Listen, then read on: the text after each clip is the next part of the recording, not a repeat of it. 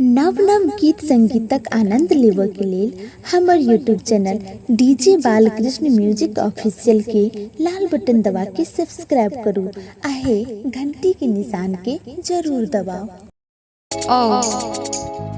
इस सुंदर सामग्री सुनावा के लिए जा रहा छे और एक गीत के लिखने छथिन दिनेश माधव भाई जी। सुनावा के लिए जा रहा छे।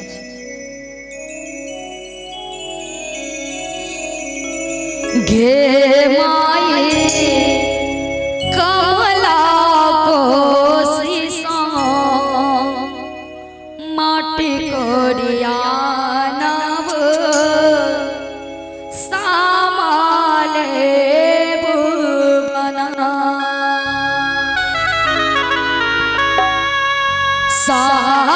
सामाले बनाए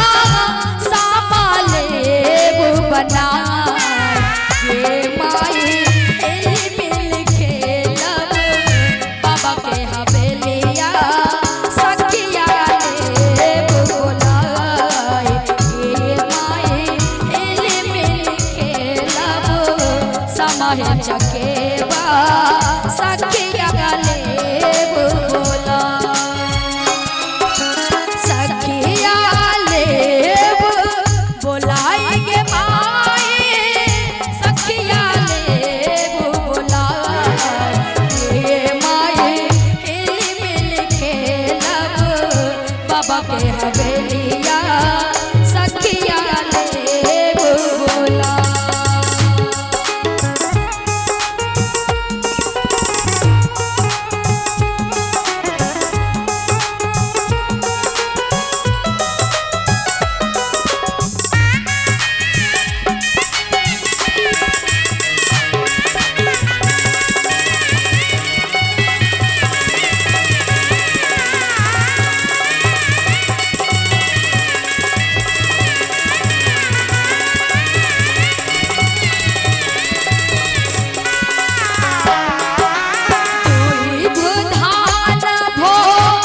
भोजन देव सामा।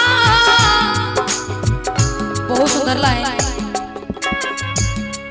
कि दुई बधान भोजन देव सामा आसन देव